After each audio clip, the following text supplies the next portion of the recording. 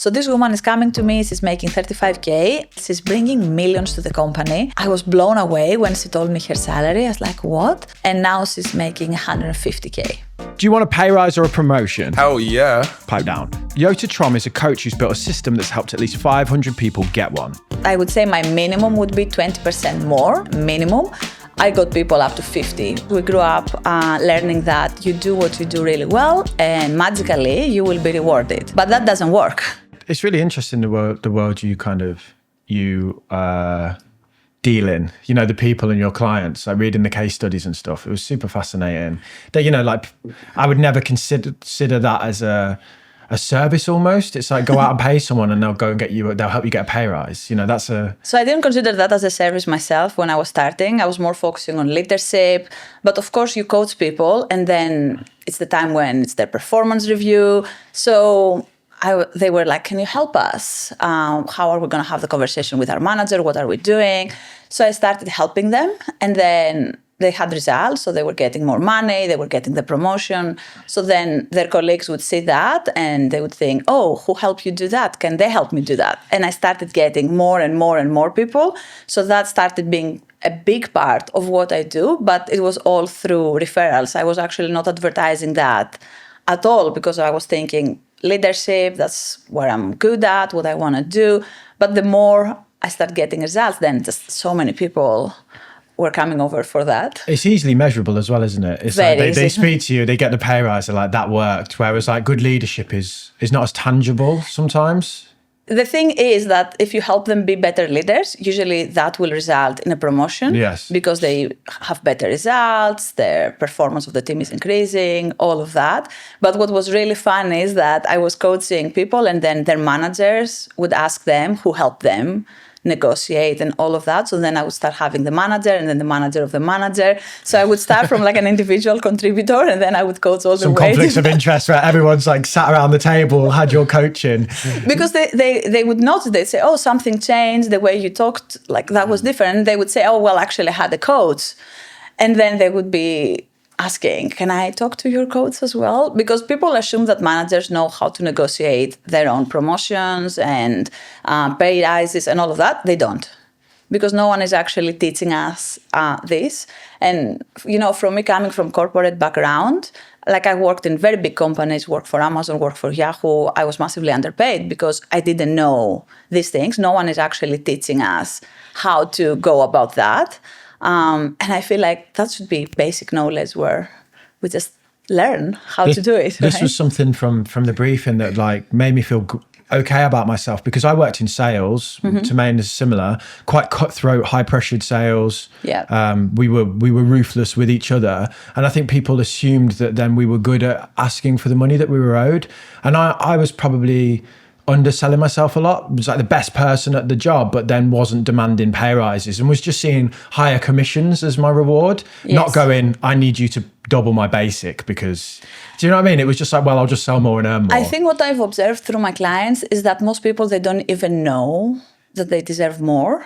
So for example, someone would come even for a chemistry call to just see how I work, what do I do? And the first question I ask is, how much is your salary? What's your full package? All of that. And within half an hour, I can tell how senior the person is. Like I've done that for hundreds of people. So for me, it's easy to understand the level of seniority. And I know everybody's salaries across different industries, different levels of seniority. So I know where they should be roughly, what's their band. So immediately I'll tell them, oh, you're massively underpaid. And they would say, what? And I said, yes, you should be between this and this. And they say, you're delusional, you're crazy. And then a few weeks, months, depends after, they get the money and they realize it's just because they didn't even know that they were already at that level. They didn't know what's going on in the industry. They don't know what market rate is. Yes. Do you think this is really common then that people don't know and that they struggle to kind of ask? Yes, and I also think it's a confidence thing and a mindset thing. So a lot of us, we grew up learning that you do what you do really well and magically you will be rewarded. Yeah. But that doesn't work. Like very, very rarely you will have a manager who is going to go out of their way to promote you, to give you more money. So you have to ask if you want to get what you deserve. But also I think it's really important to know what you are asking for, because if you ask too much, they will not take you seriously. If you ask too less, they will think you're not good enough. You're not convincing them that you're actually worth the money that you are going for. So I think it's also important to know exactly how much. Isn't it really hard to do that though? Because your company, like businesses don't always like to let people know how much employees are earning. There's like this company called Glassdoor, and you can kind of see how much the average salary is in a company, but it's pretty like pretty you don't know hard. if you can trust it. Really, you don't know if you can trust it, and you don't know if you're more senior than that person in different circumstances. So how would someone go about finding what they should be, what the benchmark is?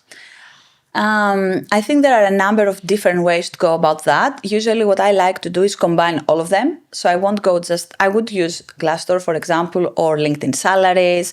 A lot of companies, even if you go on LinkedIn in the job section, you can see the band. Yeah. And I think I would start even a step before. So first is identifying what is your title.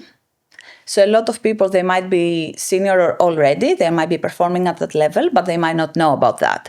So first we need to identify what is their level of seniority, where they are, what is the title that actually describes what they're doing, which might not be the title they actually have, or usually it's not the title they have. And then we would look Glassdoor, we would look LinkedIn. We will ask other peers, might not be in the same company, but across the industry, mentors, coaches, people like me who know people's salaries and they can understand a little bit the market and where things are going. So I feel there are a number of different ways. One of my favorite ways actually is getting a job offer. So what I say to all my clients is that once a year, they should interview all the way until they get an offer. A lot of times people resist on that because they might think, oh, it might not be as ethical or... But my current employer might find out and not be happy. But it's your right to know what you're worth in the market. Otherwise, how will you evaluate yourself? But I think it's you end up then getting kind of managed out and like your opportunities close off at your current organisation. If you're like, I need to take today off because I'm going for an interview. Obviously, you're not saying or that. You can say, I need to take today off because you see, that's, most people are like, oh, I don't feel very well, I'm going to take today off. But then if you come back 2 months later, you're like, I got this job offer. They're like, wait a minute, all those sick days were you interviewing? So, well, actually, first of all, I think you can do it really discreetly. Like you don't really need to tell them that you're doing that. But it's more about your own self-confidence, because that's the best way to actually understand where you are now and where would you place yourself in the market. And a lot of times with clients that they were trying to get them a pay rise or a promotion, that is giving them also more confidence to negotiate more, to ask for more, because they know that actually, yes, I could get that money somewhere else. Sometimes they might decide actually even leaving the company and going for the other role. So we might do it. Sometimes I will just challenge them, for example, to do it as a test when I see their emotional blockages, confidence issues, imposter syndrome. So I'll just push them to go through the interviews just so they see for themselves. And many times they might just decide, you know what, actually, I hadn't realized what I could get, and that's an amazing offer. I want to go for it. The thing is, like, a lot of times we get stuck in our own environment and we think this is our only option. And I think, especially when you work in corporate with what's happening over the last years, you need to have as many options as possible. You always need to explore your options and know what your options are so you can make the best choices for yourself. Because the company would also make the best choice for themselves. Yeah. They're going to sack you if they need to. Exactly. There's no loyalty so there, really. I feel it's your right to do that. You're not doing anything unethical. Yeah. So you've developed a system essentially that you run people through. Do you think, I want to go through the system step by step, but first of all, do you think anyone can kind of apply these steps? Yes. Do you think it applies to every type of work or in every type of kind of setting? Yeah, so I do work a lot with people in tech because that has been my background and where I worked when I was in corporate. But I literally have clients from all industries, different roles, from law to HR to product to engineering to design to everything. It doesn't really matter. It's more about being strategic about how you're going to ask and making sure you're maximizing your chances. So it doesn't matter really where you work at, whether it's also the size of the organization doesn't matter. Maybe the chances that you have can be different depending on the size of the organization, the opportunities there are internally. Usually within bigger organizations, it's way easier to get promoted because there are all the steps in between. There are different levels of seniority. So there's more opportunity, but it can be equally effective to a small startup. You can also, my experience from going from large corporate to smaller was it's much easier to make a big impact, big fish in a little pond, as you might say, and to rise up and to really show like, this is the value I provide. Whereas if you work in a 10,000 person organization, you're quite a small cog. You might Depends. not. Yeah. Because sometimes there aren't roles for you to move into if you're in a small organization. Yeah, and it's hard if there's to only like communicate. one manager, you can't then become the manager if he doesn't. Also, your direct reporting. Like I would work often under the CEO or something, and it's kind of like, I'm doing a lot of work here. Here it is. Though for larger organizations, there are other ways that we can generate opportunities. So, for example, one of the things I'm using a lot is personal branding, and I feel so many people in corporate, they're missing huge opportunities because they're not exploring that path. I want to talk about personal branding in a second, but later I want to go through the steps first of all, because I think it's important that people can kind of like visualize how they would go about it. You mentioned the kind of the job search steps that you did there through, say like LinkedIn jobs and things like this. Is that step one, or is there something before that? So for me, the first step is to understand where you are right now. So it's about evaluating what is my level of seniority, how am I performing. So usually I get people to do a self-evaluation, to fill in a self-evaluation worksheet. And basically the way we do it in an Excel or in a template, whatever. And what I ask them to fill in is the first column is roles and responsibilities of where you are right now, your current level of seniority. A lot of companies actually have specific descriptions of the roles. For smaller companies that might not have that, then I will ask my clients to kind of create a little bit the roles and responsibilities list based on what they're doing day to day or based on what they were hired to do initially. So we do that. Next to that, we have the second column, which is all about examples. So what I want them is to give me at least one example of where they did this thing. So for example, if you are a project manager and your role, one of the things that you need to do is launch a new feature, let's say. So I will ask them, can you give me an example of when you launched a new feature? What was the feature? Very short sentence. I don't want them to go in depth or anything, but just at least one example. Then the next column is all about if we would get the promotion, so we would go one level up, how would that list change? So let's say a project manager would have to launch one feature, a senior project manager would have to launch 10 features or manage other project managers who are launching features. So they might have more management responsibility. And then I will ask my clients in the next column to fill in when did they do that? Do they have examples of when actually they might have done something that is one level up? This is usually an aha moment for most clients because they do not realize that they have already been doing things in the next level. And they just assume they were doing what they were supposed to do. So the majority of people, we will see that, well, actually, I'm doing 60% or 70% of the next level. I had never sat down to document that. And if that's the case, then it's very, very clear that they're up for a promotion because they are already doing part of the work at the next level. Of course, you cannot be doing 100%, otherwise it wouldn't make sense to be promoted. And for a lot of roles, in order to fulfill all the requirements, you actually need to be in that position. So you cannot have, let's say, management responsibilities if you're not a manager. Yeah.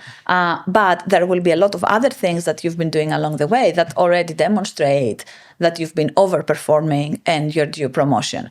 So a lot of times that step is already enough for them to realize, oh, I actually deserve a promotion and I should go for it. Do you think people are honest though?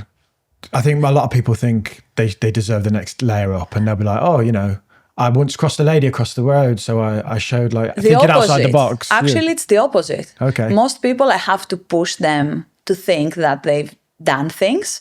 So you will see one of the roles and responsibilities, and they'll say, "I never done that," and I would push and say, "Have you actually not done that?" And I will ask more questions and more questions, and then they realize, "Oh, well, actually, I have done that." So usually we have the opposite problem, and also the people who are so confident, they wouldn't ask for my help. Yeah, they would this have is a done good it point. anyway. They've already right? That's knocking on the door. Yeah, But I would say that's a very, very small percentage of people that they would feel so confident to be going up there and asking for more money and all of that. Most people have the opposite problem. I think confidence is really, really important in this Yes. area. I've applied for lots of jobs and I have no problem applying for a job, but asking for a pay rise is like I'm a very confident person, but I think it's like a whole different area Exactly. of the brain. Like, yeah, I can talk to the CEO, I can be like, "Oh, I did all this," but Exactly. when you actually go in and say, "Can I have more money?" It's like, it seems like it's like a whole really alien, like, And I feel it's because we concept. don't know how to do it. So it feels awkward. So I would say the first step for me is evaluating. There is also a fifth column. And the fifth column is the SMART goals column. So there, if we identify, because some of my clients might not be ready for the promotion, they might not have been doing the things, but actually I will use this sheet to have a conversation with their manager and say clearly, "Hey, I want to be promoted in the next round. These are the things that I have been doing. These are the things that I think I need to do in order to be promoted. Can we agree together on a plan?" So my best case scenario, they will be promoted within 2-3 hours of coaching. Worst case scenario, they will be promoted in the next round. And the reason that happens is because we don't leave anything to luck. We make sure that whatever the manager requires to promote them is there. So we will have all the SMART goals. They will be checking bi-weekly with their manager how they're going towards those goals. So by the time the performance review is there's no reason not to be promoted because they've done the work, the manager agrees. So immediately we're dissolving all, the objections that might come up. So you get them to outline I really want to stick through the flow of this. So it's in a logical order for people listening. You get them to fill out like the structure and the roles that people perform. You get them to highlight if they're doing that. And if there's a 60% of the role above that they're doing, you're going, okay, you're ready for a promotion. For a promotion, yes. Are there people at that point that you have to say you're not ready for this? Yes. And I had cases where people didn't follow my advice and they actually asked for more. And that didn't turn out really well. You had someone that quit the job after a few months, right? Because Yeah. they took the promotion. You were like, you're not ready for it, and then. So the company was through the crisis. So a lot of change was happening. A very big organization, and she had the conversation, and they said, "We want to promote you. And we're going to give you almost like 40% more of your salary. We want you to be a manager and individual contributor at the same time." Red flag, because someone who is just becoming a manager, there's no chance they're going to be succeeding by doing at the same time. They want you to do two jobs almost. They want you to do two jobs. They didn't equip her to be a manager. So I feel like when someone is a first-time manager, there are a number of things that they should learn in order to make the transition. Because management, people think, "Oh, that's a promotion." Well, no, that's a career change. Whatever made you a very good individual contributor is probably going to make you a horrible manager. What's an example of something they need to learn? Just like one thing. I would say a simple example is that a really good individual contributor is having so much attention to detail, is following everything really closely. As a manager, you actually need to let go of that and trust your people. And if you try to control everything, you're micromanaging. Yeah. So people will hate you and they don't want to work for you. And there are many other examples that is actually a pure contradiction of like whatever, for example, like you're very good at one specific domain. As a manager, you will manage people with very different skill sets. So you will need to kind of develop a different way of seeing things, more zooming out rather than zooming in. So I feel there is a big difference. So once she got that position, she got the money, she was super excited, she said, "I want to do it." 2-3 months later, the team actually asked to not be managed by her. That's the worst thing that can happen as a manager. And especially, imagine if it's your first management position, because she thought, "Oh, I'm not made for management, I'm not good, I don't have the talent." And I told her, "You've just not been set up for success in the first place. That's why I thought you shouldn't have taken the role and the promotion because you were not ready. So my intention is not to get people as much money as they can. I want them to get what they are worth. So I want it to be fair.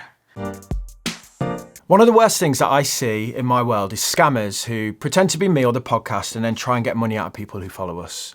And sadly, these scammers are getting better and better by the day, which is one of the reasons that we're really happy that we're partnering up with Vanta, who help businesses be secure and then prove that they're secure. Vanta automates compliance for stuff like GDPR, ISO 27001, SOC 2 and more, helping businesses build customer trust. The beauty of Vanta is they save companies a lot of time and money because proving you're secure without them really is an enormous faff. It can take months of work and form filling. Over 9,000 companies like Atlassian, Flow Health and Cora use Vanta to manage their risk and prove their security in real time. If you need to prove that your business is secure and compliant, you can get $1,000 off by going to vanta.com/makingmoney. I've left a link in the description for you. So first step, we're evaluating where we are. We're doing our evaluation sheet. We're like, okay, you deserve the promotion. Then based on what we have, the second step for me, even before they have the conversation with the manager, is finding their number. And the number is what is the salary that they deserve. So there is where we're going to do some work. Usually, as I said, because I have so much experience by now, I will help them. I kind of know already by then what they should be asking for. If not, or if it's an industry I don't really know inside out, or in a specific market, maybe a different country, all of that, I will get them to do their research. So peers, mentors, Glassdoor, LinkedIn, applying through other jobs, combination of all that. And we kind of then know what is roughly what we're going to go for. Let's say we understand that the salary band might be 80 to 100, for example. We want to get 90, so we're going to ask at least 100. So we have room for negotiation. So we know the number, and then step 3 is have the conversation. So in order to have the conversation, we need to build a case. And the case can be different for each person. So for me, I want to understand what are the things that I can leverage in the specific situation. So first of all, the reason I build the case is because I know that most managers, they don't know how to negotiate. So I want to hand them over everything that they need to say so they can negotiate with their manager. I'm not expecting them to figure out how to ask for the promotion of my client. I actually coach them through my client on what they need to say and how they need to say it. So I'm building the case, and the case I'm looking into a number of things. It can be, first of all, we have the list of what are the things that they've done, what is the next level, how they performed higher than what they are now, all of that. Then I'm looking, what other things do I have to leverage? For example, is the team getting bigger? So does that mean that the manager might need someone else to lead some of the people? Then I'm going to use that as an argument. I'll get them to say, well, the team is scaling. I would really love to support you through that. Management is towards where I see my career going. That would be an amazing opportunity for me. XYZ. So I might leverage that. So I will see what are the things that I can use. Some people might say, you know what, that project came up and I ended up having way more responsibilities. So maybe it's not connected exactly with the next level up, but it's actually demonstrating a mindset where someone will take on more responsibility. They're willing to go out of their comfort zone. So I will see what are the things that I can leverage and then build a very clear case of why we want the promotion, why we deserve it, and how that is going to benefit the organization as well, and specifically the manager. So it's not just how it's going to benefit me and that I need that, it's also how it's going to benefit the manager. And also the other thing is it's really, really important for the managers to understand that that's a win-win situation. And we need to actually tell them. We don't never assume that they will figure that out. We actually tell them why is that a win-win situation, how is that making the person more engaged, more motivated, make them feel more loyal to the company, all of that. So then we build the case and then we prepare a script. Can we talk about this script then? Like, yes. I mean, I don't know if we can go through one now or anything, but how? Okay. What kind of conversation? Well, how was you shaping the conversation in that room? So first of all, I will tell them. Even if sometimes we do that during the performance review, but ideally, whenever the client comes to me, I will ask them to have the conversation. even if it's out of performance cycles, because we want the manager to know what is the intention, and we want to make sure we have as much time as possible to build, if we need to build more skills or prove their worth. So I will just have the conversation straight away after our coaching sessions. So first step is you actually tell your manager you want to have a conversation about your growth, the next steps in your career, your progression, all of that. We don't want this to be a surprise. So it's not like the manager is coming in a meeting and we're ambushing them like, oh, by the way, I want to talk to you about my promotion. Because a lot of people, they might be first-time managers, so they might have never had this conversation. We want to give them time to mentally prepare and to know that they're going into a conversation around growth and all of that. So we send the invite specifically for that, and we go straight to the point. We don't start talking about other things because then the conversation might drift. And then most of my clients, they would say, oh, I never have time to talk about that. Yeah, that's because you're not making it very, very clear that this call or this meeting is going to be specifically about that. So then we talk about, so we get them to the meeting and then we say, hey, like I really always start positively. So I appreciate the team. I appreciate how much you've supported me. We don't want to lie there, of course. So what I tell my clients is, what are the good things that your manager has done for you or the company? Start with that. So always start with a positive note. And then the way we want to do that is I've done some work. Sometimes they might say I've worked with a coach or on their own. So I've done some work around where I'm currently at the moment. And I've realized that I'm actually performing higher than my current level.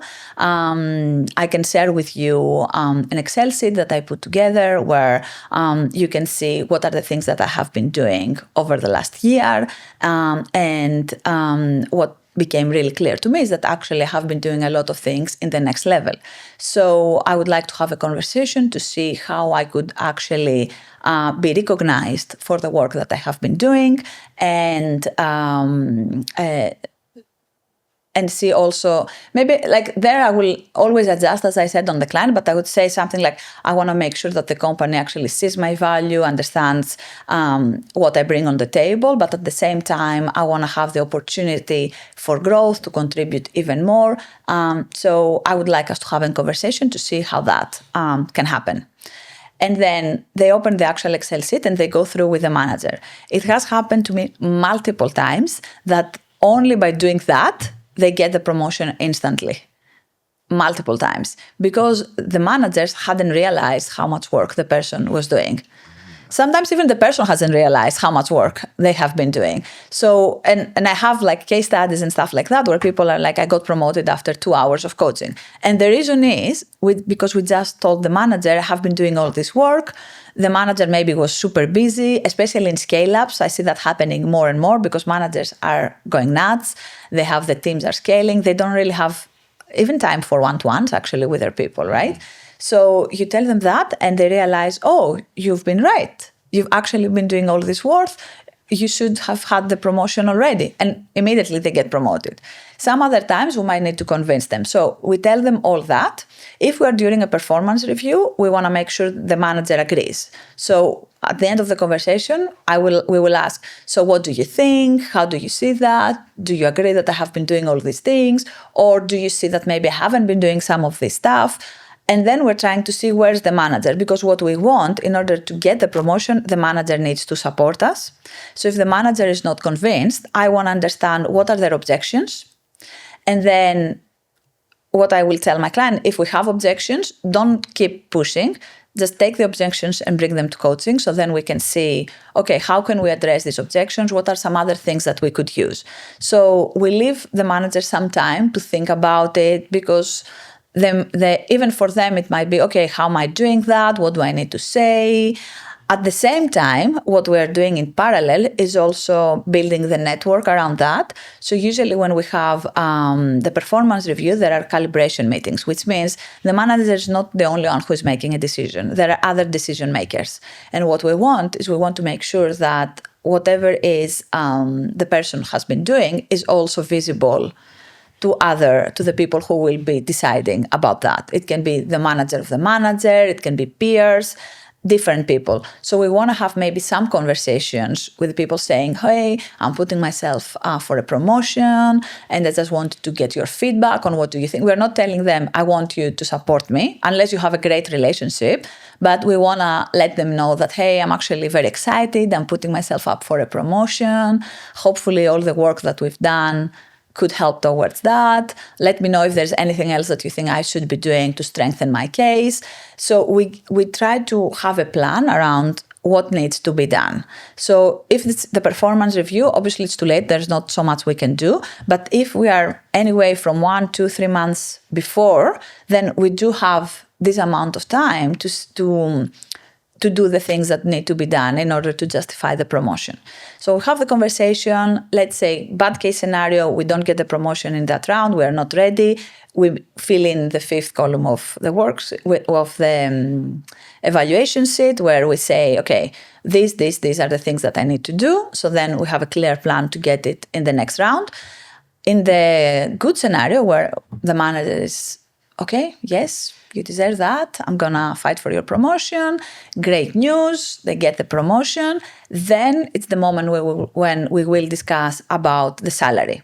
So we don't want to go in the beginning to the manager and say, hey, I want a promotion and 30K more. We're not doing that because then we're asking for too many things. We are not maximizing our opportunity for negotiation. So we want to take it one step at a time. So usually when they get the promotion, the manager will be so happy. They'll be like, yes, I'm so happy to announce you got a promotion and 5% increase, something like that, which is horrible increase. I mean, that's the worst that can happen. So usually they will always offer you less than what you're worth or what you want, because they might have constraints in budgets, or they might think, oh yeah, they would be happy, they were making so little money, so even that now makes a difference. So that is the moment where we will talk about the salary. And the way we start the conversation, first of all, very excited, very grateful.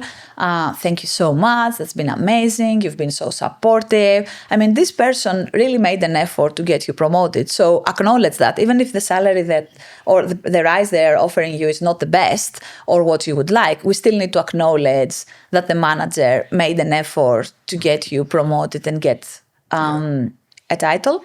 So first, we're acknowledging all that. We're very, very grateful. And then you can say, well, actually, regarding the salary, I had a different number in my mind.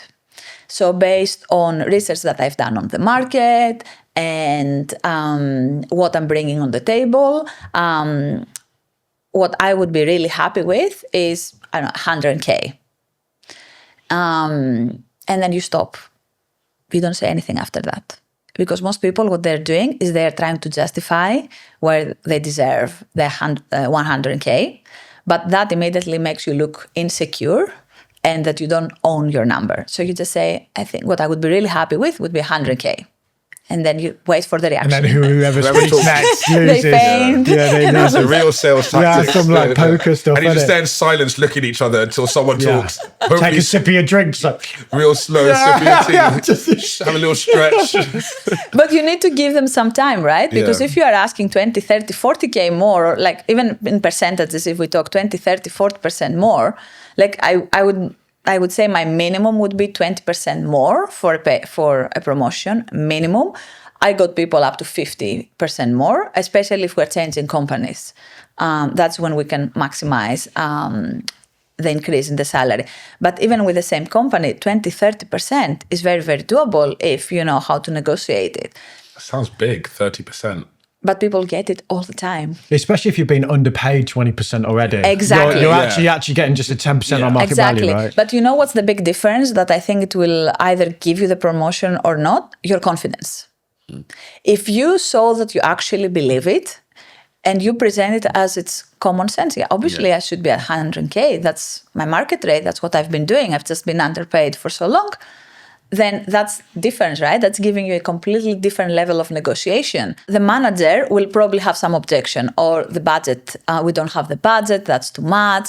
And what we want at that stage is to give them time. So we are saying, okay, I understand that's a significant pay rise, but as we've established already, even from our previous conversation, is how much is the impact that I'm bringing the organization, and being happy and feeling like I'm actually valued and rewarded for what I bring is only going to increase my performance, my motivation, my engagement at work, the loyalty that I have in the company. So I would really appreciate if you could see what you could do, and then we can have another conversation. Go make it work, Larry. It's like some Tarantino stuff, isn't it? You just sat there with your coffee like... Get it done. I really appreciate it. Thank you in advance. Yeah, no, for your cooperation. You do kind of back them into a corner in a nice way. Yes, but also like there, maybe we can bring more things in, like if they brought revenue, if they saved money, so you can bring more financial, more information around financials. So that's a good place to say, okay, well, actually, I brought X amount of customers in the company, or customer satisfaction has increased 20% since I started in this role. So there, we want to bring even more things, because these things are actually going to help the manager to negotiate.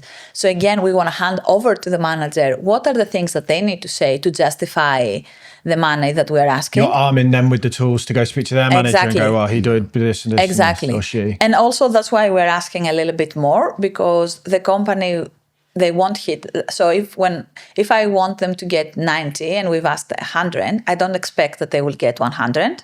But I expect if the company wants to give them 80, let's say if the band is from 80 to 100 and they give them the lower band, 90 is meeting them in the middle. So the company feels, oh, we negotiated them down, we made a good deal, and then we got the money that we actually wanted from the first place. Because if you ask 90, they're going to negotiate you down to 85, for example. So we always want to have a little bit of room so they feel, oh, well, actually, yeah, I am doing something. Because they cannot tell you no to everything. They cannot say, no, we're not giving you any more money. No, we're not doing this. And also the other thing, once they come back with whatever is the number, maybe there are other things that we can negotiate about. So maybe objectively they don't have the money, but realizing that actually you're underpaid, they might give you other things. So that might be flexible working. It might be less hours of work. It might be more days off. It might be more stocks. It might be benefits. It might be coaching. It might be different types of things that we can get. So there are cases where the companies are very small and they objectively cannot do much, but there are so many other things that they can bring on the table. In some cases, we even just negotiate the title. Yeah, we had a question from a guy called Sam that was basically that, didn't we? I don't know if there's much point reading it out now, mate, but he basically asked, Tamain was doing extra duties and he had no idea. I'm basically doing 69% of the job already for the next job. So I basically need a raise. But yeah, Sam asked something very similar to what you just said. He said, should we only be pursuing routes that pay to a pay rise, or should we also consider other benefits like reduced working week for the same pay, which of course frees up time for investments into the self and other benefits which might be harder to see? My answer to that would be yes, but I think you should still get some more money. Get the money first. Something, even like if it's a lower percentage, but at least get something. Because for me, the main reason I want that is not just for making more money. It's also the sense you have of self-worth. And for me as a coach, when people get the promotion and the pay rise, they feel a responsibility that they need to perform higher. So actually that is helping me to unlock further potential, because they will think, oh, they acknowledge my effort, they're rewarding me, I want to do more for the company. So people always see it and they would tell me, oh, the companies would never want to hire you. And that's not true, because if your people really feel you're valuing them, and there are opportunities for growth, they will want to be part of the company and they will want to do more for you, for the team, for the manager, all of that. So I think you need to get at least something just so you feel good with yourself. One of the pillars of personal finance is having an emergency fund so that you can withstand financial shocks. But the value of holding on to lots of cash beyond that is questionable, because it just gets eaten away by inflation.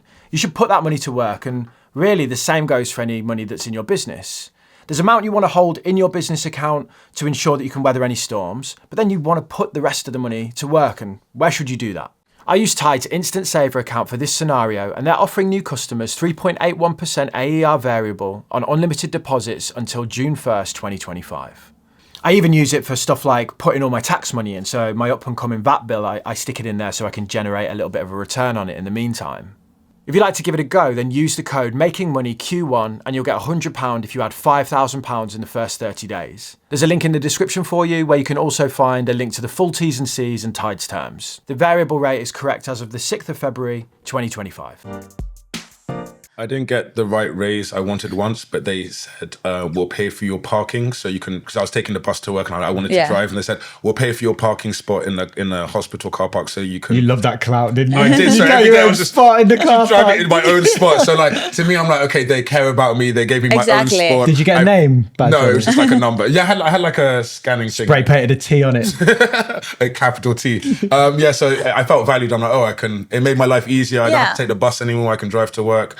And it's, it shows that you care about me a because little bit. there are Even though I small didn't get the companies that they cannot really afford a massive pay rise. And I think then it's up to the person to make a decision whether whatever the company is offering, maybe they cannot even give you the promotion. As you said, maybe there's only one manager, there's no levels in between, the team is really small, so there's not really an opportunity for growth. But then it's up to you to evaluate, okay, now I know how much I'm worth, I know what I can get on the market, but you know what, I really love the culture, or I really like what I'm learning in this company, or there are some other benefits. And then I will get people to evaluate whether, okay, I'm actually happy. Like now I know what the company can do. I know whether I'm going to get a pay rise or not. There's no question marks there or doubt or hope or anything. It's very, very clear. But then it's up to you, because the only thing we can control is where the environment that we put ourselves. You cannot control the financials of the company or the culture of the company or anything. But what you can control is, where am I putting myself? Is this the environment that actually gives me maximum opportunities for growth and development and makes me happy? And I think we need to be a little bit selfish about that, because we're giving so much time in our work and we deserve to be happy. Everybody deserves to be happy and feel worthy and rewarded and appreciated. So that is the only thing that is 100% in your control, the environment. I think the nature of your work will mean that you work with people that earn more money. You like the numbers you mentioned, like 80, 100K. It's probably because these are the kind of people where they'll go pay a coach because a 20% uplift is massive, right? But what about people that work in low paid industries? So, for example, I had a client, when we started working with her, she was making 35K. So coaching was just the benefit that the company was giving. And then she found me through referrals. And I was going to say, they weren't paying for you, were they? To yes. tell them, no, I mean the company. They usually, when the company is paying, they don't give me a brief. So it's like they could pay for you to go in a conference, but the person might use their budget for a coach. So the company doesn't give a brief. It's just you have an educational budget and you just can use your educational budget however you want. So get a pay rise. It's genius. Yes, and a lot of them, they would use it for career growth, right? Because as I said, most of them, when they come, they don't realize that they are underpaid or that they are already at a more senior level. So they would come to say, oh, I want to grow my career. I've been stuck in this role for X amount of years. People told me that you help them with career growth. So I want to see if you could help me. So that's how they would come. So this woman is coming to me. She's making 35K and she's doing sales. She's bringing millions to the company. I was blown away when she told me her salary. I was like, what? Like literally, I think I still work with her actually 2 years, 2 years and a half. And now she's making 150K. And for her, the biggest thing was mindset. So when I first asked her to go from 35 to 50K, she was doing sales. I mean, like as you said, in sales, you see the numbers, you see what people bring on the table. It's really easy to negotiate. Probably that's one of the easiest cases to negotiate a pay rise. And for her, it was a mindset, because she said, my mom made like the higher salary my mom made was 35K. And most of my friends are around 35, 40K. So I feel that's already like I am in my early 30s and I'm making 35K. She was very grateful. She thought she was doing amazingly. So she wouldn't see how much she could get. So then we pushed her to 50K. From 50K, we took her to 80K. And with sometimes it was just money. So no promotion, no title, just readjusting the salary. And for her, the way we positioned it, especially from 50 to, I think it was 85, the second jump she did, is we need to reevaluate my salary. So we didn't ask for a pay rise. We asked for a reevaluation because she was so underpaid, given what she was bringing and other colleagues as well. And I happened to work with other colleagues, so I knew everybody's salaries. Of course, I couldn't disclose that, but I knew how much we could push for that. And she didn't get any rejection. They said, that's fine. Because they knew the company's still happy to pay for the coaching. The company again, that's educational budget, you know. yeah, they're like, God damn, 35k to 150. Good investment there. Yeah, good investment there. We triggered it. How many? But can I say something now? This person is the right hand of the CEO. How long? And how she often? wouldn't do that if she didn't feel she was able to do that. So the money played a huge role in her confidence and how much more she would push herself. And because when you go from 35k to even 80k, you think you are good. You think like, if they pay me 80k or 85k, I must be really, really good. Yeah. And we started building the confidence. So the higher the salary was going, the confidence was increasing. So she would take more ownership. She was like, yes, I can do a workshop for CEOs. I'm making like 80k. I am very, very worthy. She wouldn't see anymore herself as this junior person.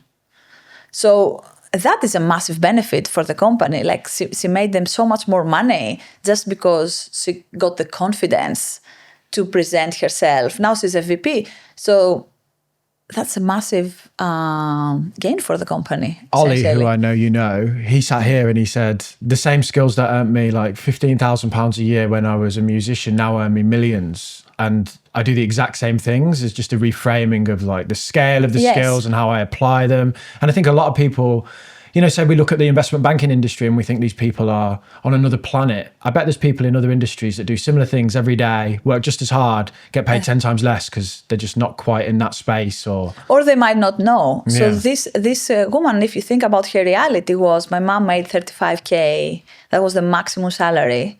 So when she reached 35k, she thought she's made it. She couldn't even think how far she could go and how quickly she could get there. But she was doing the job already. At just like the more money she was making, she was doing it at a higher level. But she had the skills. How many pay rises was that? From 35k, you said, to like, because you said it's only 2.5 years. So that's quite a lot of, how many times did you ask for reevaluations? A lot of times, twice a year, I would say. Twice a year? For her, yes. Cool. Can most people do that? Or is that if you're really, that's an exception. really underpaid? But she was really underpaid. She was really underpaid. And when I asked her, I remember in the last one when I told her, you need to ask 150. And she said, you're crazy. You cannot ask. And I was like, just ask. I was like, how much money did you bring to the company? She was like 2.5 million. I'm like, let me get half of that, please. And I said, and you really think that 150k is a lot of money? If they would lose you, how much money would they lose? Because she had created all these relationships and people were actually buying her. Mm-hmm. They were even pitching her to do consulting work out. So this money, they would go to the competitor, whoever she would join. So, and I knew like the CEO, he's a smart guy, right? He knew what she was bringing on the table. So there was no chance he would risk losing her because she was so valuable. The problem is she didn't think that was doable. She did it. Yeah, I think as someone who was an employee and someone who now hires people, try and like ask what is my value to them in terms of how hard am I to replace my editor, right? You know, it would be a horrible task to replace him, to go and find someone to train them up, to get into. We've worked together for so long now that I can give him very simple instructions for complex tasks and he will just deliver that. That's worth so much money to me. Exactly, you know? but that's why I say the right number is important. Mm-hmm. So the money I told her to ask, it was totally fair. I still think she could get 30k more. Well, she's and the I'm pushing her now. right hand to the CEO. I'm sure the CEO is earning a lot of money. So, you know, it's a scale up. So the company is growing like crazy and she's their main person doing all the client relationships. So I knew what I was telling her to ask was realistic. And I feel that is important. That is what's important, because if you ask something that's not realistic or you're not bringing that value in the organization, they obviously are not going to take you seriously and you're not going to get any money. we got another question from the audience actually that I'd like to jump in with that I think applies here. Sure. MX40 wrote, recently one of my colleagues left, and after about a year of struggling with his workload, a new colleague was finally hired.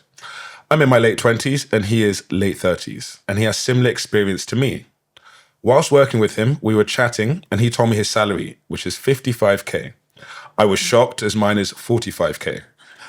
How should I go about asking for a pay rise with this fact in mind? And how do I word it that I found out my equal is earning 10k more than me for the same job at the same grade? So I would say that's so common. So Very first of normal. all, I would say don't feel bad. Like that's what's happening in most cases. It's because we don't know, right? It's exactly what I've been saying just before. We don't really know where we are. And of course, when someone comes in, so the quickest way to get more money is to change roles. And to change companies, actually, not change roles, to change companies. So obviously, when someone is coming in from another company, he will have a more competitive salary.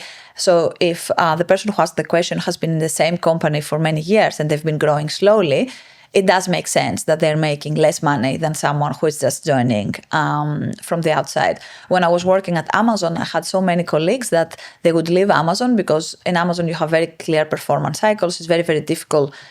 Not impossible though, but very, very difficult to get promoted outside of specific years and all of that. So they would leave, they would go and work 2-3 years somewhere else, and then they would come and they would be 2 levels up. And that they could have never done it within the organization, just because the way the organization It's so is annoying, working. isn't it? It is, you but don't it's reward happening. loyalty. Yeah, So- it's the and- reality of the game. So right? yes, but you just need to know it and work around that. So first of all, I want to say that that's really normal. Don't feel bad about that. Like happens all the time. The way I would go about that, I guess the new salary is probably confidential. So probably you cannot say that you know the other person's salary. But actually, even if you could, I wouldn't say that. I would follow the exact steps, as I said. I would evaluate myself, my worth, what I'm bringing on the table. So now you also have more data. So I would definitely leverage what this person is doing. So if you're doing the same thing, you can actually, instead of saying this person is getting paid more, you can say, well, actually, I compare myself with X of the things that this person is doing in the role as a new hire, and I see I'm already doing all of these things as well. And then I did my research to understand where I stand on the market. And I realized that actually, so if you want 55K, I would say 65. Yeah. So I would say that my market, if I would now go somewhere else, it would be around 65K. So I would like to see what you can do, because I feel like I'm not valued for the things that I bring on the table.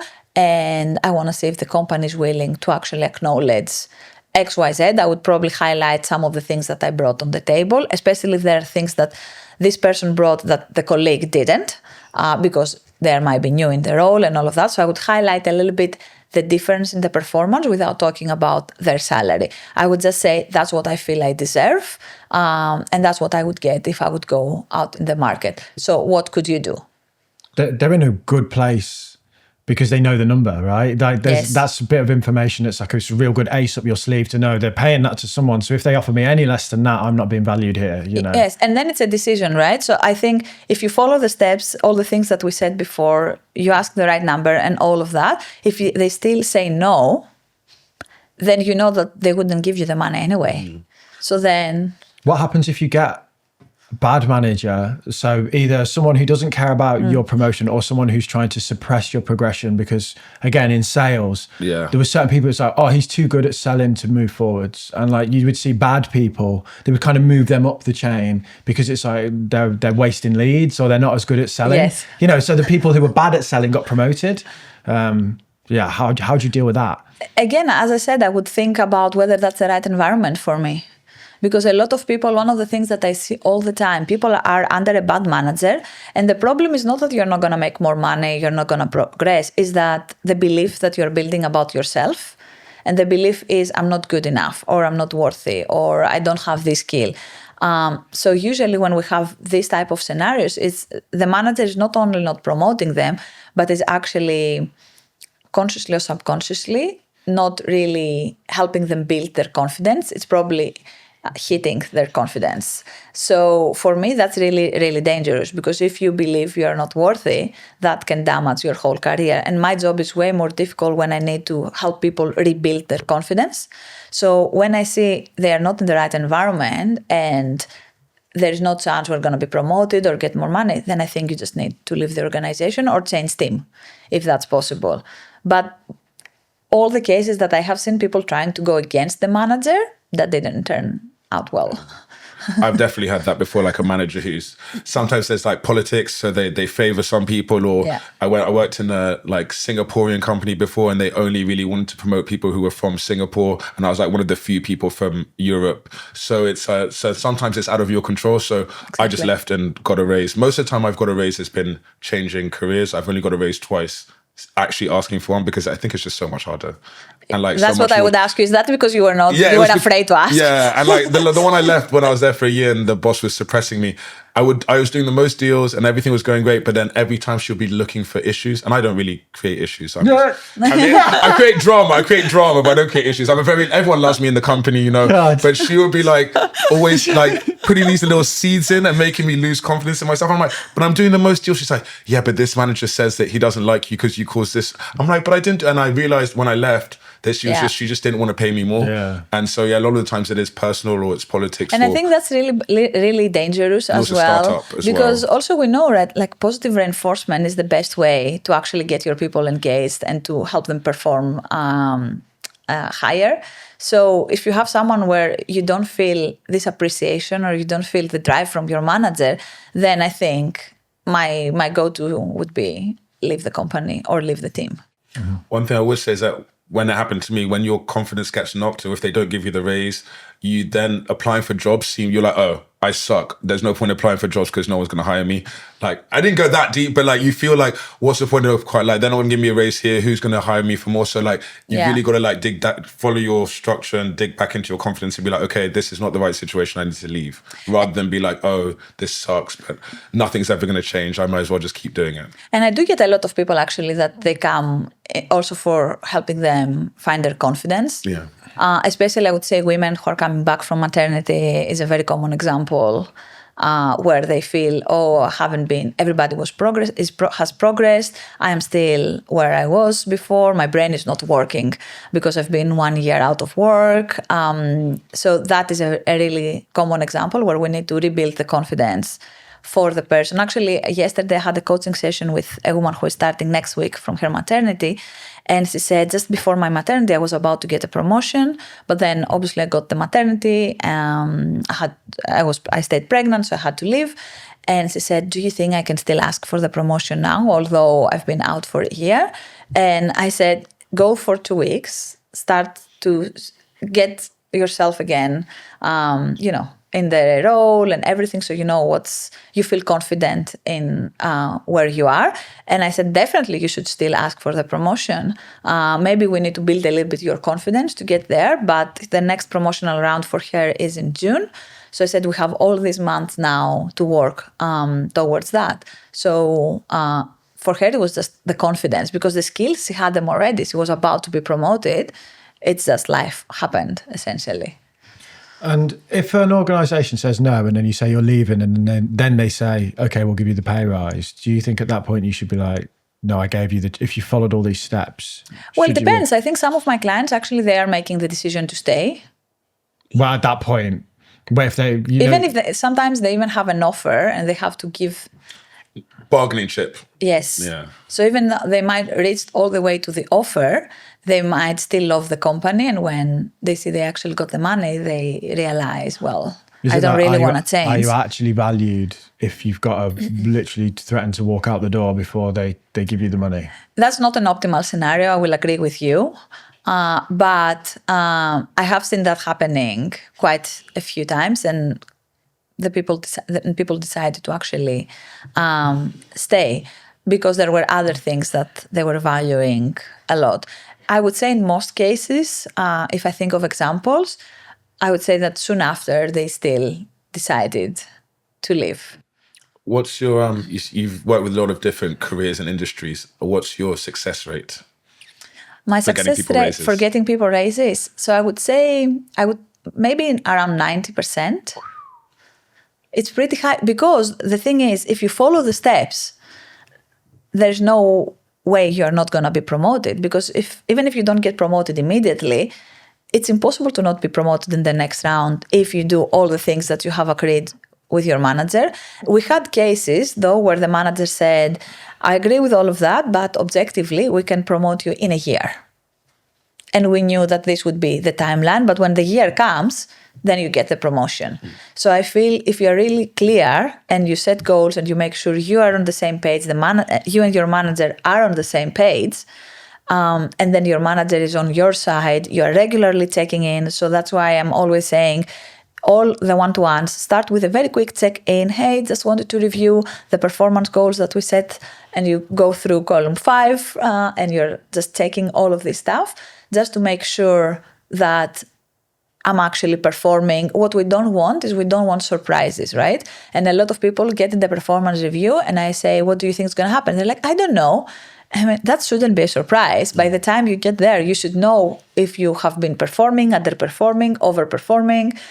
That shouldn't be something that you find out on the spot. That is also a failure of the manager. So if that happens, it means also your manager hasn't done a great job. So if there are managers listening, they need to make sure that the person knows what they're walking into during the performance review and whether they would deserve to be promoted or not. Yeah, and I think the key message is take them seriously. Like, they're for you to get more out of the business. It's not just like you're being told how you've done and... It's take ownership. Essentially, for me, that's the thing, is like what I do with my clients is I get them to take ownership, nothing more than that. Because we're always expecting, and I was the same when I was working in corporate. I never asked for more. I was just expecting, oh, yeah, I did all this work. I never went prepared of why or how or what or how much money I want. I was just waiting to see what they will give me and how I would feel about that. But I didn't have a number when I was stepping into the room. And I think I lost huge opportunities. That's why I'm so passionate about, because seeing that how easy it is and how possible is for people, I feel like everybody should be doing that, or at least give it a go. Because worst case scenario, what they're going to do? They're going to say no. Yeah. No one got fired because they asked for more money. And then you have a definite answer as well of like, well, I'm not being valued here, so I'll leave, rather than sitting there going, when's it going to happen? When's it going to happen? And the realization that in the workforce, it's not those who deserve, it's those who ask. Exactly. Like, you know. And I think I work a lot with women and all of that. And I think women especially find it even harder to ask. If I am honest. Yeah, no, I think, you know, there's something in the stereotype. I worked with some ferocious women who were getting like, they were like on the performance reviews, getting their money, you know, they were hammering it. And I was like, oh crap, they're getting paid. I should be doing that. Yeah. But then I also, like you say, you work in environments where typically it's the men that feel more comfortable asking those questions. I work a lot in tech, as I said, so that's been my industry for many years. And there, of course, there's a lot of discrepancies for salaries. You know, women are always a minority. So you also do not have women to look up to who are doing that.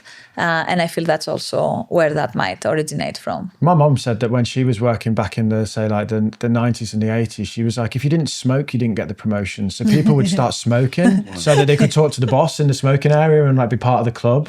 So she was like, yeah, that was like, you know, that's how I started smoking. Yeah, the non-smokers didn't get promoted because it was a good opportunity to talk to your boss kind of off the record. Yeah, but I mean, make like a proper conversation. It doesn't have to be off the record. You're not asking. It's your right to ask. You're working for money. You're not working for a hobby, right? So I've fallen foul of that, of like this thing of I'm grateful for the business that I work for. I'm grateful I have a job. When I'm delivering like 10 times more than anyone else. And it's like, thank you so much for the opportunity. I come from Greece, right? So for us, for many, many years, that has been the mindset. You should be grateful that you just have a job. But actually, and for me, that was huge moving to the UK, realizing that, well, actually, no, they are also lucky to have me because I'm bringing so much value. So this is an equal relationship. It's not just me being grateful. They should be also grateful for what I bring in the organization. Yeah, we got another point here. Nice long one for you, Tremaine. Tremaine loves reading stuff out loud. I do. Love to hear my own voice. Who's this? Tom sent in this question. I work for a small construction business with 6 employees in a project manager role. How can I approach a discussion regarding a real terms pay rise where there isn't a significant hierarchical structure above me to progress up the ladder? Sorry, I read that a bit funny. You read it like a grade 4 level. Like a kid at school, like the blue dog sat on the bus. Okay. How can I approach a discussion regarding real term pay rise when there isn't a significant hierarchical structure above me to progress up the ladder? I've recently been given an inflationary increase on last year, but I feel that I've developed in my role since a year ago. Amazing. Exactly. Go back to the podcast, the beginning of this podcast. Yeah. Do all the steps, Yeah. because that's what I said. In a lot of cases, the company doesn't have any structure whatsoever. So we need to create that. So I would say make a list. Your column 1 would be, what were you doing when you first hired, or maybe a year ago, and what are you doing now? So how that has changed. So he's mentioning having more, stepping up in his role, doing more things. So what are these things? List them out. So kind of create your own one level up job description, kind of, and then use that and say, look, that's how I grew, because now maybe we do not have a benchmark to compare to, but the benchmark is yourself. So what I would say if I was him, I would say, I've done so much progress. I developed these skills. I brought X, Y, Z specific value. That's why we want the Excel. So everything is documented. And then the manager can actually take a look and be like, oh, yeah, they did this, they did that. That was great contribution. And you can say, yes, I received the 5% last year, but I just don't feel that is actually representing what I'm bringing on the table. So again, have a number in your mind. So you would say, I would actually, in that case, I would actually say my number. So let's say if he's in 40K, I would say what I would be really happy with would be, if we want 50, maybe ask 55 or 60. 60, maybe from 40 to 60, you're pushing it. So I would say 55 though. You can easily ask 55 and maybe you will get around between 47 and 50. So that's usually how they will negotiate you. You can say, I would like 55 because, and I wouldn't say because things are more expensive. A lot of clients, they're trying to find external reasons. Focus on what are the things that you bring and what are the extra things that you bring. And you can say, having this salary will also give me the motivation to also do this, this, and that. Tie that with your manager's goals. So what are his performance goals that he needs to deliver?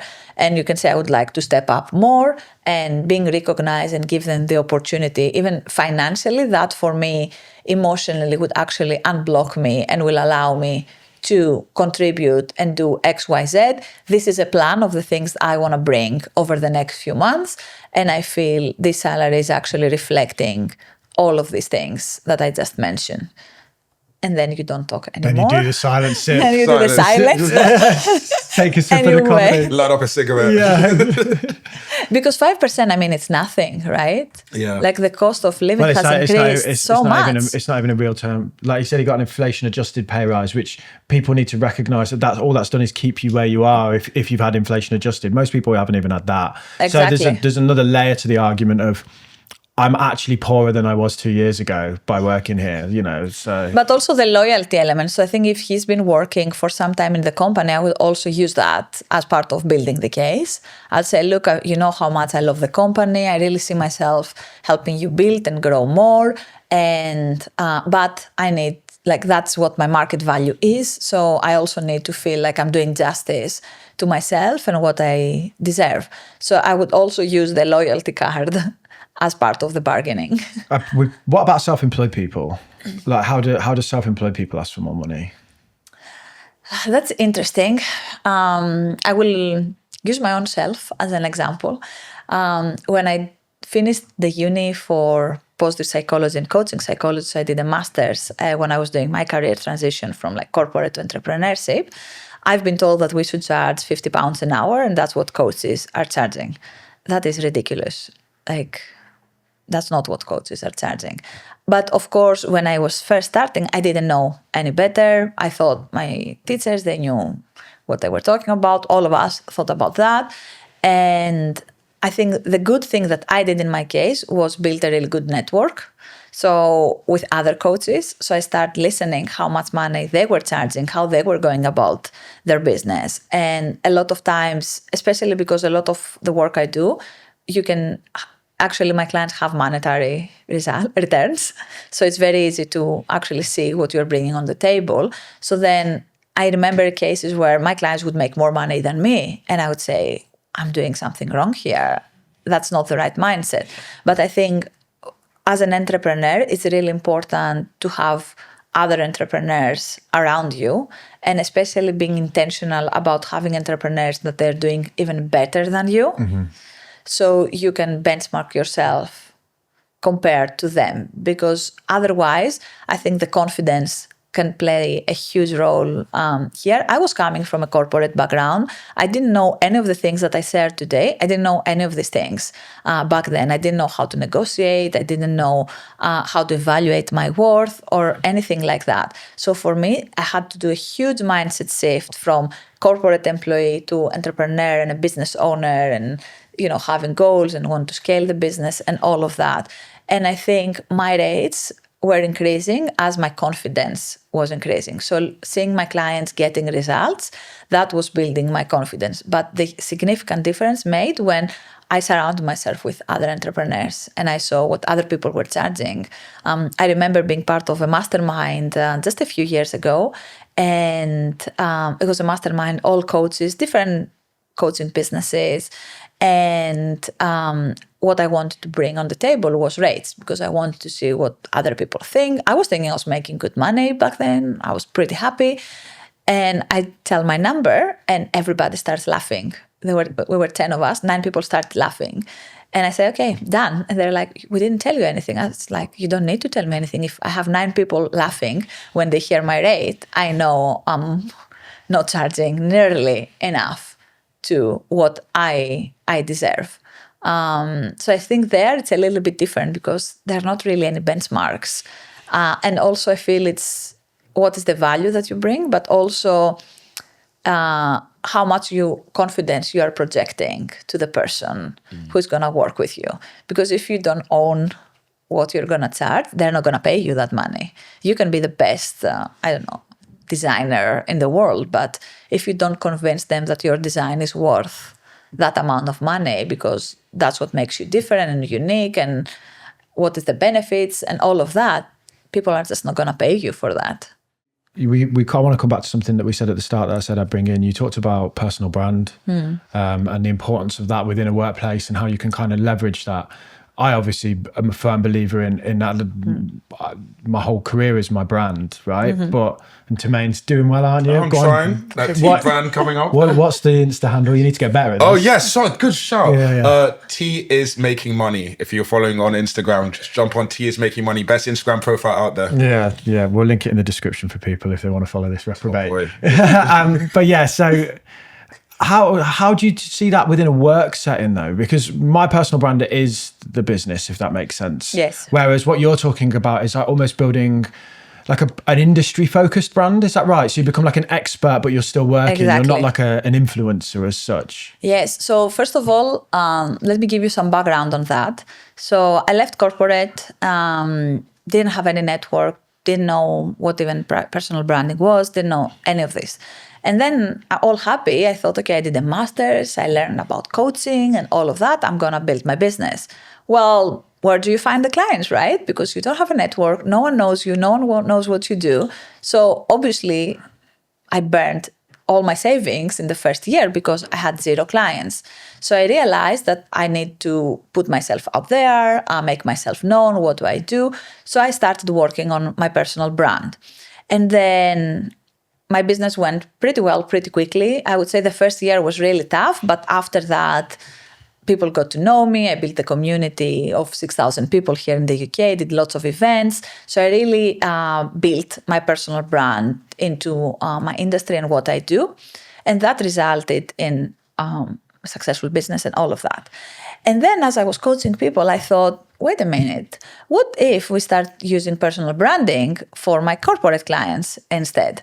How can I use the skills that I have developed as an entrepreneur, forced to build my own brand, but do that for corporate, which is the mindset is similar. Maybe the practice is a little bit different.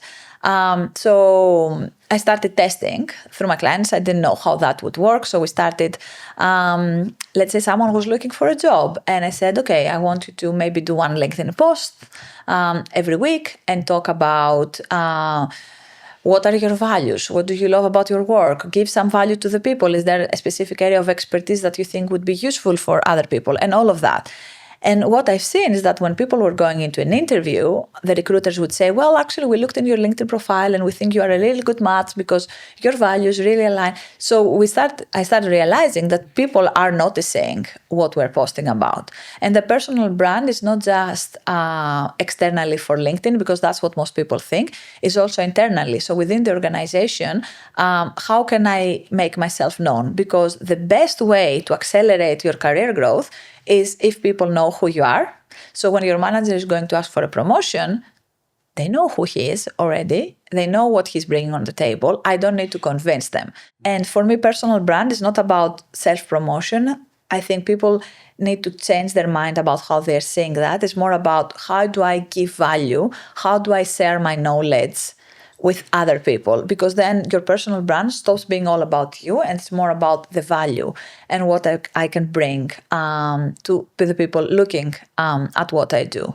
So I feel there's such a massive opportunity for corporate because there are so few people doing it now that immediately whoever does it stands out. And they become the go-to person in the industry. Yeah. Huge opportunity. And what I would say is, say like on LinkedIn, there's a real ickiness around some of the posting. And the criticism I have for people on LinkedIn is that they feel corporate and they feel a bit kind of like, I'm super excited to announce it. And it's like, no. Yes. be genuine, be authentic, be yourself. So like talk about the things that you talk about. When I worked, IR35 was this like change in legislation. It was huge for contractors. And if someone just brought a bit of their own personality and goes like, this is what it is, this is why it's crap, and this is what you can do about it, and mix in a bit of personality, you go so much further on these platforms that are like starved of or genuine. Yeah, just people just relatability. Relatability. Yeah, like LinkedIn is full of people talking about like crap. Demo hates LinkedIn. But also, even if we look around conferences and what are the most popular talks, the most popular talks are people sharing their own story. Mm-hmm. So I don't know, how has it been being a working parent? How has it been getting promotions in an industry where you are a minority from gender, from race, from different reasons? So people really want to see you and your own story and your personality. And that's when we really create a really strong personal brand. It's when we tie it to who you are. But it's remarkable how much easier it is to get promotions if people know you. Oh yeah. Well, the opportunities just come to you. I mean, people literally just come to you and say, "Can you do this thing?" Exactly, because you're the person who speaks about. But also, if we think about the biggest companies, there are two biggest problems that companies have. One is retention, and the second is talent attraction. Right. So, how do we keep our people, and how do we attract more people? And they pay so much money. 15% to a recruiter to find someone or whatever. Yeah. Exactly. That's a huge amount of money. Yeah. But what's the best advertisement for companies about the culture? It's their people. If I go and say I worked in Amazon, it was the best experience of my life, that's what I learned, that's how I grew, that has way, way more value and leverage than any advertisement or anything that they might do. So if the company realizes that you're willing to put yourself out there, they are going to be sponsoring you to go on conferences, to do this, to do that, because they want people from the company in order to be their best, to promote, to be... to represent them well. Yeah, the best represent. Exactly. I think this is so powerful because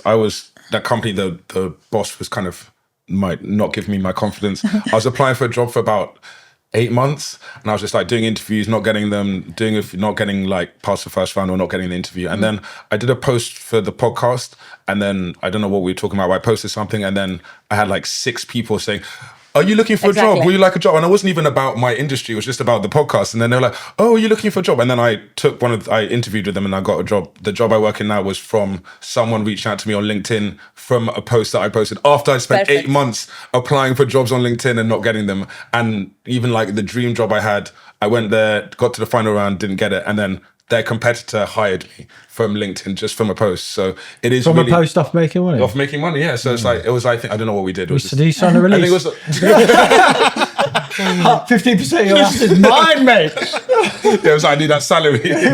But yeah, so yeah, it is really powerful. Just, it wasn't even about, I want a job in this. It was just about, Well, it's just such me and my friend such Damo doing a a valuable podcast. skill to have someone who can put themselves out there, right? And it's very rare. yeah, That's yeah. what I mean. Like, there is so, like, if there is one advice I would give to people is start thinking and being a little bit more open about personal branding, because usually the number one objection I get about that, actually there are three main objections. They don't know how to do it, they don't have the time to do it, or they have really bad examples of people doing it really badly. The ones that you said, I'm excited to do this. I'm great for you for being excited. How is that relevant to me? And why would I read what you just wrote? And I think, but on the flip side, there are people who are doing it great, because I bet that there is at least one person that you follow on social that you really like what they say, you find it useful. So try to be that person instead, and don't focus on the other 100 people that are doing it badly, because that's where the opportunity. And if you remain true to yourself, you're going to stand out, because there's only one you. So for me, if you share that value and that information, that immediately is something that it will make you feel good first, because I think you should be proud of what you're putting out there. Even if it's not perfect, doesn't need to be perfect, it just has to be real. Yeah. I think that's the key. Be real.